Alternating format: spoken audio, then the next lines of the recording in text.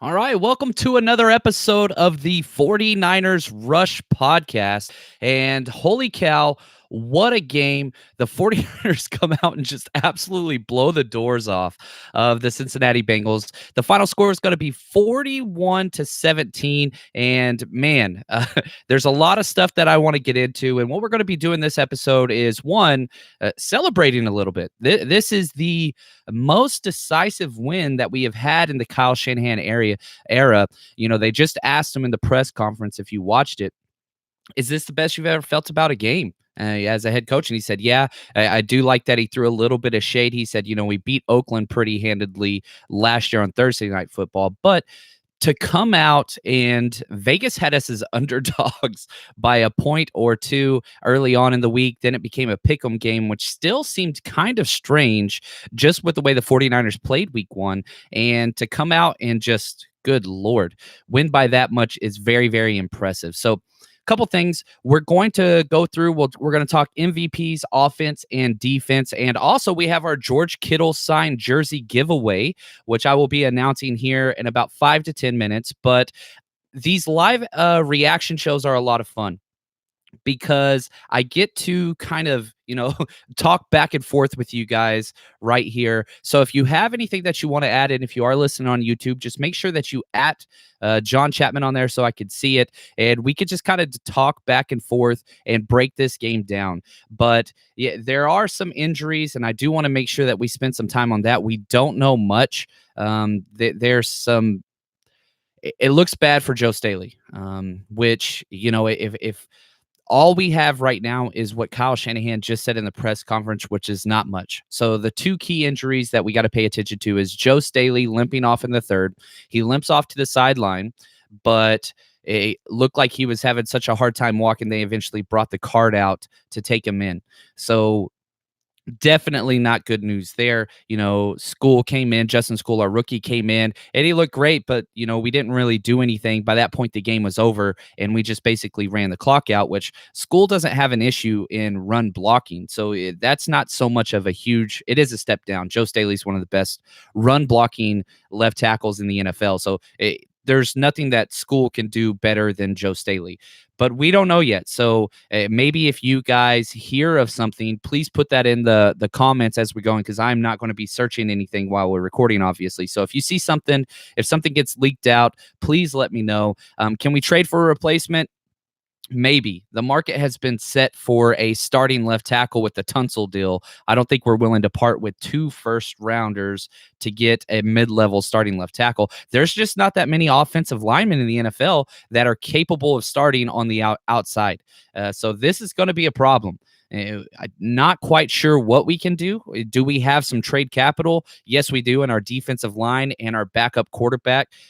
So there is a possibility we could swing something, but we're already out of our second round pick. A lot of people kept bringing up the Minkah Fitzpatrick stuff, but it's not that easy. There is probably 40 starting caliber left and right tackles combined in the NFL. So, you're talking 32 teams, 64 spots started. There's maybe 40 quality ones. The 49ers have been lucky because we have 2 of those 40, but this is going to be rough. Now, we have been bringing in a lot of veteran offensive tackles. Sam Young's probably one of those guys. He just visited Miami a few days ago, but they did not sign him, so that's huge. Another question here, is Dee Ford okay? We don't know again. What we do know is that it was a knee issue, and he was questionable to return. This is a major concern. I'm seeing a couple broken fibulas out 8 weeks. A couple people are putting that up there about Staley. That is awful news. So if that is the case, and again, I'm relying on you guys in the chat right now, so I appreciate it. But if that is the case, one, it's not the worst case scenario, because it's not a ankle and it's not a knee. That would be much worse, especially with an older player. If he is out 8 weeks, that has him coming back week 11, in time for a playoff run or perhaps a divisional run. The weakest part of our schedule is now, and of course we do have our bye week coming up in week 4, which is really, really early, but that might serve relatively well with us. So this is huge. Joe Staley, if it is a broken fibula, out 8 weeks, that is better than a knee, but it still sucks. So we're going to have to see what's going to happen there. That is awful. D Ford knee, don't know with this one. He got the PRP, the platelet rich plasma injection in his knee. He was suffering with tendonitis, all that stuff. He sat out the second portion of training camp, and the goal was for him to be cleared of this. That the time period that he came out of the game was in the third quarter, that's a good sign, because if it was a close game, perhaps they could have kept him in. But anytime you're blowing somebody out like that, you just err on the side of precaution and get them out. So we're gonna have to wait and see. The 49ers training staff has put a precedence that if there's any type of injury whatsoever, they're going to err on the side of caution and leave them out of practice. So just because, I can tell you right now, D Ford's not going to practice Monday, Tuesday, Wednesday. There's just no way. There's no reason to do it, especially at his position. So curious to see what's going on there. But yeah, two significant injuries to two prominent positions for our team. So definitely not just an all rose-colored glasses, yay, everything's amazing. But yeah, we're going to have to pay attention to this. The Staley injury is much bigger than the D Ford injury. I don't want to, regardless if they were both out for 8 weeks, Staley is the bigger news. So pay attention to that one. We'll just have to see what happens. But here we go. We've got to spend some time talking about the good. We've had a rough few years for sure. But what an offensive matchup. Holy freaking cow. The 49ers come out in just 572 total yards. This is the fifth most offensive yards ever for the 49ers, the most in the 3 years with Kyle Shanahan. And it didn't matter what we did, it worked. Period. And it was completely balanced. We had 14 passing first downs, 13 rushing first downs, 5 for 9 on third down efficiency. But to be honest with you, we were 5 for 7 at one point, the last 2 third downs, whenever we put the backups in just to run the clock out. That's a thing. So we go out there with 12 drives, and in those 12 drives, holy freaking cow. Let me just read the results of these 12 drives real quick, okay? Touchdown pass to Goodwin. Touchdown pass to Mostert. Interception on the third drive. Touchdown run Jeff Wilson. We punted it on our fifth drive, but we downed it at the 1 yard line. So that is a huge win whenever you're looking at field metrics and how the defense responds after that. And then we get a field goal on the next drive. Debo, first touchdown pass. 8th drive, field goal. 9th drive, touchdown Jeff Wilson. 10th drive, field goal. And then the 11th drive, we turn over on downs, and then we just run the ball out. So, that 10th drive was a field goal miss. But that's the thing. We technically only had 2 drives that didn't come up with points if you don't count the kneel down at the end of the game. That's the interception, and when we punted it and we downed it at the 1 yard line. So you look at the efficiency that we had on offense, it is absolutely bananas. Now, as far as how many 49ers scored today, legit question. Almost everybody scored that wanted to score. Jeff Wilson Jr., holy cow, he comes in and mop up dirty duty on the back of a long drive in the first half and gets a touchdown. So, you've got Jeff Wilson, he got his touchdown. Debo Samuel, Marquise Goodwin, Raheem Mostert, all of those guys get their touchdowns. Then, of course, we have our field goals as well. So you got to count Jimmy Garoppolo in that. Now, here's the deal with this game. One, you have to step back and just say, wow, what we did on offense was unbelievable. You got to say that. But equally as impressive is what we did on the defensive side. We were able to take this offense, the Bengals offense, which, yeah, they might have had a lot of yards. Andy Dalton threw for 311 yards. A lot of that came that last 2 drives. They hit the huge deep pass to John Ross whenever we put our backups in. DJ Reed got burnt on that one, but that's what it is. But, man, we were able to limit them to 8 for 17 on third down efficiency, and we kept hitting them. 4 sacks for 20 yards. And of course, we get another interception. If we real quick, let's just jump over to the defensive side. Quan Alexander is playing like a defensive player of the year candidate. He had 3 passes defense today alone with an interception. The dude just totally balled out, and I got to be honest with you, man. The fire and energy he brings to this team is just absolutely incredible. He's playing beside Fred Warner, who everybody loves Fred Warner, but that dude, he just has he doesn't bring a lot of energy on the field. That's all. He's just a stoic. He just sits there, and that's fine. That's what you kind of want out of your play caller. But Quan Alexander, it's like yin and yang with those two guys next to each other. He goes absolutely crazy on almost every play. He almost got into another fight and almost got ejected again. So you want him to kind of bring that level down. But there was a series where I think it was the second or third drive where Quan Alexander made 4 plays in a row. And it's funny, if you're following me on Twitter at JL_Chapman, I tweet out Quan Alexander is playing like a defensive player of the year candidate. I hit send. 5 seconds later, he intercepts the next ball. Like, it just absolutely crazy. We overpaid for him, but the potential was always there. And because of that, the 49ers are seeing the merits. He's healthy and he looks absolutely incredible. Now, I'm going to get to a couple more of these questions, but before I do, it is now time for the George Kittle signed jersey giveaway. Thank you so much to Game Day Sports Memorabilia for giving us this so that I can give it to you guys. So I appreciate everybody that entered the contest. It was over 180 people entered, which is just wonderful. I do giveaways like this on Twitter all the time at JL_Chapman. So head over there if you haven't already. And here's the winner. You will have 4 days to contact me on Twitter. I want to make sure I give it to somebody that's listening. Here we go. And I know everybody's going to get pissed off every single time I do one of these. That's okay. Signed red George Kittle jersey goes to 49ers fan for life at A Guerrera 1980. So at A Guerrera 1980, just want to say thank you. And if anybody's upset, you got to be mad at my son. He picks the numbers. I assign a number to everybody that enters, and whatever number he pulls, that is who gets it. So A Guerrera 1980. Now, if you didn't win, and if he does not reach out to me on Twitter at JL_Chapman, my DMs are always open. Then I'll put it back up and we will give it to another person. So I love this. Don't blame your son. I have to pass it off to somebody so nobody gets mad at me, but it's what it is. So congratulations, Guerrera. Really glad for you to win this jersey. It's absolutely incredible. My son wants me to keep it, but it's what it is. So couple questions. How much better will we be when Taylor Hurd, Verrett start playing? I hate to say this, but first off, let's start talking about the defense with Jason Verrett. He was healthy this week, and he was kind of a healthy scratch. I love that they are being very patient with him and allowing him to heal completely, but he was supposed to play this week.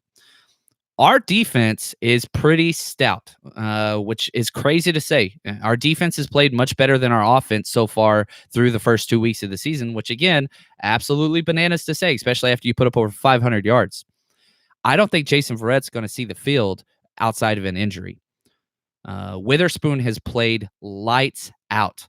Sherman has played unbelievable. And a lot of people keep saying, why can't we put Verrett in the slot corner role? He doesn't play that. He's never played that. Perhaps we could make that adjustment. He hasn't practiced at that at all, whether that's through OTAs, minicamp, during the season. Hasn't happened.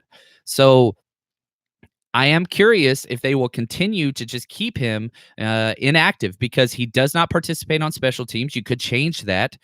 But he's basically just a huge failsafe right now, and which is bananas because I do believe he's an amazing cornerback. So curious to see what's going to happen next week. Do we just keep him inactive all the way through the bye week and then bring him on board? But, right now, DJ Reed is the backup outside cornerback. And then we have Emmanuel Mosley is the backup nickel cornerback. And Mosley didn't get in too much, which is really problematic for me because Quan Williams got picked on. And really excited to go back and break down the film. But, Quan Williams is an asset in the run game. He comes up. He's awesome. But the first read for the Bengals for the first half was Quan Williams, whoever the hell he was guarding. And he got toasted a bunch. So I wouldn't be surprised if he received 10-plus targets, and he allowed catches on 8 or 9 of those. So really bad game for Quan Williams, but he did help out in the run game a lot. Now, you said last time they target Quan, and then he showed up huge big time. Yeah, that's the thing.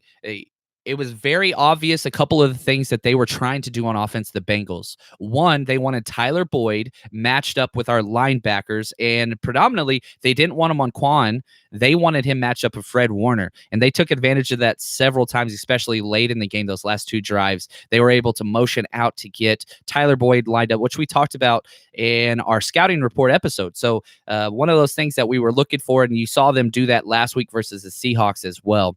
Now, so take that for what you will. Our linebackers are great in coverage, but there's no doubt.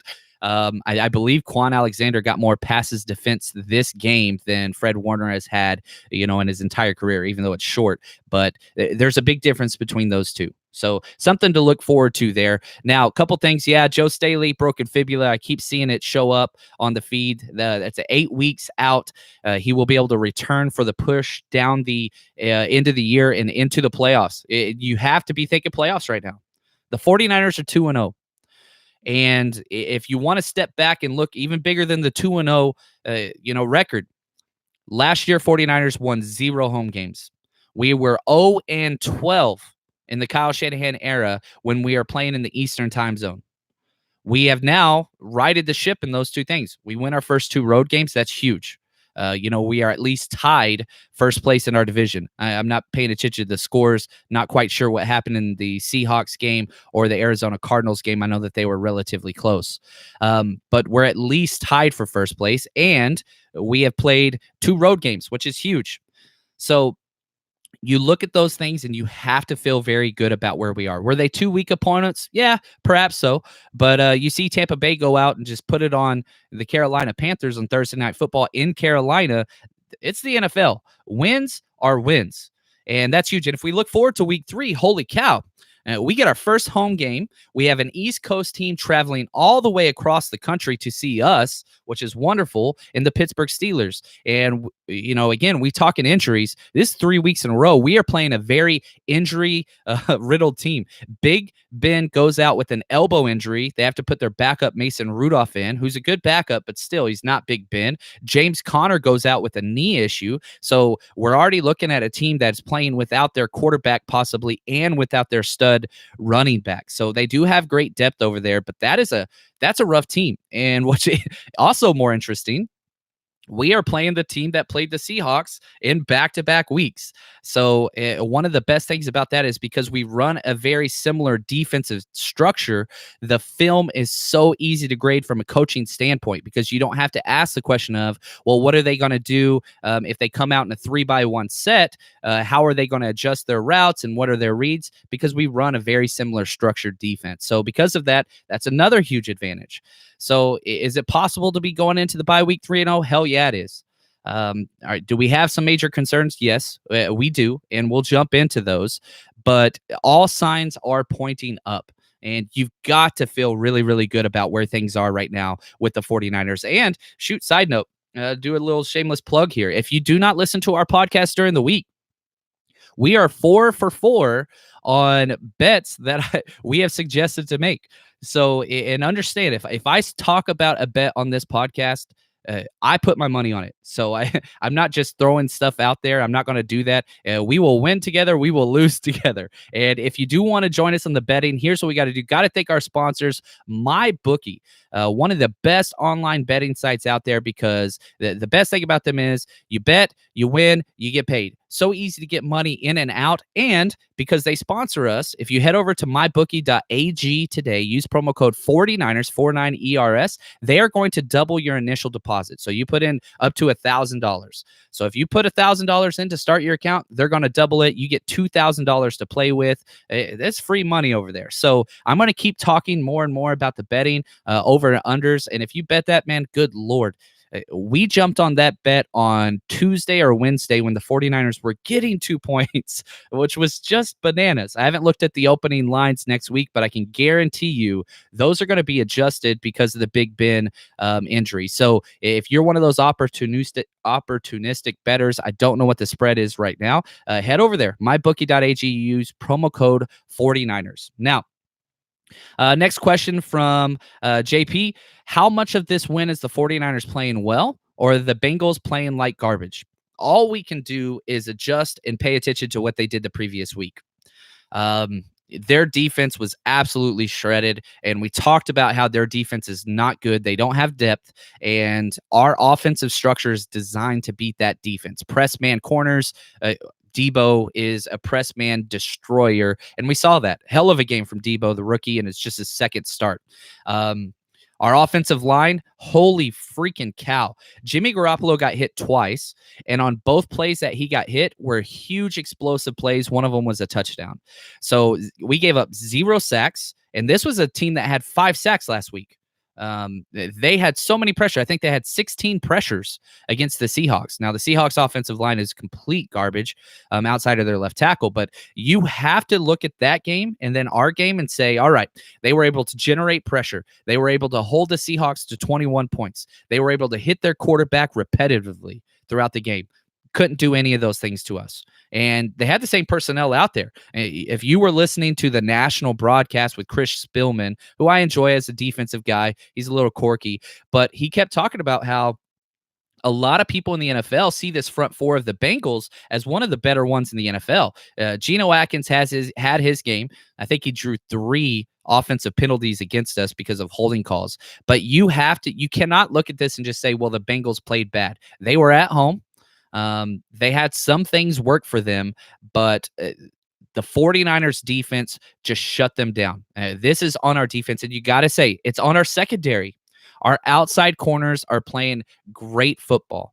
Our safeties are doing okay. If you want to look at who had the worst game today, you're going to say Quan Williams, our nickel corner, Tarvarius Moore, who took himself out of a couple plays. He made a couple big plays super late after the game was decided. But he's still not making splash plays, but he's keeping everything in front of him, which is what you want. So that's the best news. If you look at our, on the offensive side, who had the worst game? Mike Pearson, perhaps. Richburg, perhaps. But still, they were able to limit their best player, Geno Atkins, to not doing anything really that influenced the game. So everything went positive. You've got to put this on the 49ers. I wasn't out there. They earned this. I really do believe it's a both and, not an either or. We just need the Saints to beat the Rams today. That's going to be huge. And this division it's going to be a tough matchup that's going to go down to the wire. There's no doubt about that. How many different players had sacks today? We had 3 separate sacks.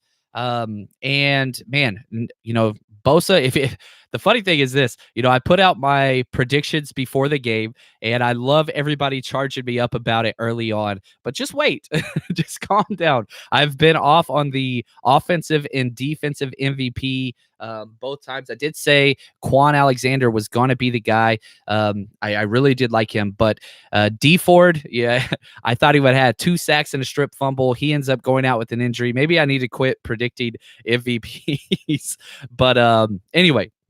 Having said that about the sacks, Ronald Blair, holy freaking cow. He comes out in the second drive and gets 2 tackle for losses in 3 plays. And he attributed a sack later on. He finished the day with 1 sack, 1 quarterback hit, 3 tackles for loss. And he's playing very limited snaps. He's playing the second team snaps. And so whenever you can come in with your backups and be able to have that type of influence is huge. Eric Armstead got him a sack early. Solomon Thomas, you got to give him credit. He got his effort sack late in the game. He's getting spot duty on the inside and outside. He did go in at the interior defensive line early first this game, which I believe Vegas should have a bet on that because I would lose it every damn time. But DeForest Buckner got in. He got himself a sack as well. And man, Bosa continues just to live in the backfield. He did not get a lot of snaps, but the snaps that he was out there, guess what? He was in the backfield. He had 3 almost sacks, which, you want to attribute as pressures, but the future is bright for this defense. There's no doubt about that. What he is doing out there is very, very special, and he's still not fully healthy. So definitely some things to keep in mind. Pretty excited about what's going on. Debo done snatched Pettis' chain and took that man's job. LOL. Curtis, you're right, man. Debo is definitely going to be the guy. Now, interesting, after the game, Kyle Shanahan was asked about Dante Pettis, and he said he had a great week. And I will say this, you have to attribute, man, Jedi coaching trick to Kyle Shanahan. He purposefully put in a trick play this week to get Dante Pettis involved. That is key. The trick play, and it worked very, very well. He guns the ball out there to Dante Pettis. Pettis chunks it all the way across the field, which Pettis did this a couple times in Washington as well, completed a couple touchdown passes. So that's huge as well. Now, did Pettis have any catches or any targets? No, he didn't. But his snap count was up tremendously. And at one point, Kyle Shanahan even said, I see Debo and Pettis as starters. I think that's being a little bit nice to the Pettis side. I don't think that's quite the case, but his snap count did go up tremendously. And you've got to say this, when Pettis is out there, he does play a role. The gigantic run off the edge by Mostert, he laid an awesome block. Him and Kittle both had amazing blocks on that. Pettis is going to be a baller on this team. Now, does that mean he's going to be the primary wide receiver like we all thought? Obviously not. But he is going to be a guy that will continue to get a lot of snaps. Obviously, his target share and receptions will go up. But Kyle Shanahan has never been a guy that just targets one receiver and leaves it at that. Perhaps you could say that with Kittle, which let's talk about Kittle for a second. Congratulations to him. He becomes the third fastest tight end in the history of the NFL to reach 2,000 yards receiving, which is just absolutely amazing. He's in his third year and just look great. The only two tight ends that have achieved that feat faster, I believe, are Mike Ditka and Kellen Winslow Sr. So, man, unbelievable company he's in. And if you look at what the Bengals tried to do defensively, they wanted to take Kittle out. They put a linebacker on him with the safety over the top.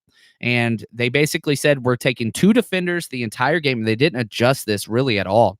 And they said, we're not going to let Kittle beat us. Well, okay, cool. No problem. We will just take advantage of you everywhere else and exploit your weak defense, entire defense. That defense gave up. If I was a Bengals fan, I would be beyond pissed off because it's one thing to lose. It's another thing to get run out of your own stadium and start getting boos in the third quarter. They panned the stadium in the fourth quarter, and it was nothing but Niners fans there. It was nothing but Niners fans. And so it's one of those things that you just hate to see for anybody in the NFL, but you've got to have more pride than that for sure. Next week coming up, so excited. First home game at home against the Steelers. And we've got a lot more stuff to talk about on here with the 49ers Rush podcast. We are going to be doing a lot of podcasts this week. One, a complete offensive breakdown where we get into snap counts, targets, pressures allowed, offensive line grades, all that stuff. Second podcast we're going to be doing is a defensive breakdown, basically the same thing, missed tackles, target share, all that stuff on the defensive side, quarterback hits, pressures, all that. But then we're going to be breaking down the Steelers. Having said all those things, I am hoping to get some more film work in for you guys on my YouTube page. Really appreciate everybody saying, where's the all 22 film breakdown? You tell me what you want. You message me on Twitter, and you can make it public or you can DM me. What type of video breakdown do you guys want this week breaking down this past 49ers versus Bengals game? Do you want me to highlight certain players, Debo, how he did? Do you want more scheme-specific stuff? Defensive side of ball, what does it look like with Tarvarius more in the backfield? Without all 22, where the camera backs out and pans out, you don't really get to see what's happening on the back end very, very much. So let me know. Reach out to me at JL_Chapman. I will do whatever it is you guys want. Maybe I'll put up a poll and let people vote on it. Real quick, for those of you that just joining us, yes, Staley, it appears, is out for 8 weeks with a fractured fibula. So that is huge. What do we do there? We can try to trade. No team wants to give up a left tackle. There's just not one in the NFL. If you're an 0-2 team and you're already ready to mail it in, then you need to fire your damn coaching staff. There's not a lot of Dolphins in this league that are just done with whatever. You look at the team we just beat that's 0-2 in the Bengals. I don't want any of their tackles on my team. They replaced their starting left tackle halfway through the game, and it didn't help. So I don't know what to do. You got to keep McGlinchey where he is at right tackle. I think that you bring in some competition right off the bat. You're signing Sam Young. If Another thing is this: if Joe Staley is out 8 weeks, you can put him on IR with a designated to return. You only get 2 players to bring back now. So we already have Contavious Street on that, and one of the things that's changed in the NFL is this: you don't have to designate them to return until you bring them back. So just because we kept Contavious Street on our 53-man roster and put them on IR designated to return, we don't use that tag until it is time for them to come back. So we can change that. So let's say Staley, we put him on IR. That frees us up a roster spot to bring in another left tackle. And then, 8 weeks in, we can bring him back and Street or somebody else. But if we do put him on that means a minimum of 8 weeks he has to be out. Now, that is 8 weeks, not bye weeks. So that's huge too, because if it is an exact 8-week return, then you put him on IR, that bye week does not count. Okay, so that's going to be huge. That's going to push it to 9 weeks there. Now we're not getting them back until week 12 if we're following that same time period. So something to see there.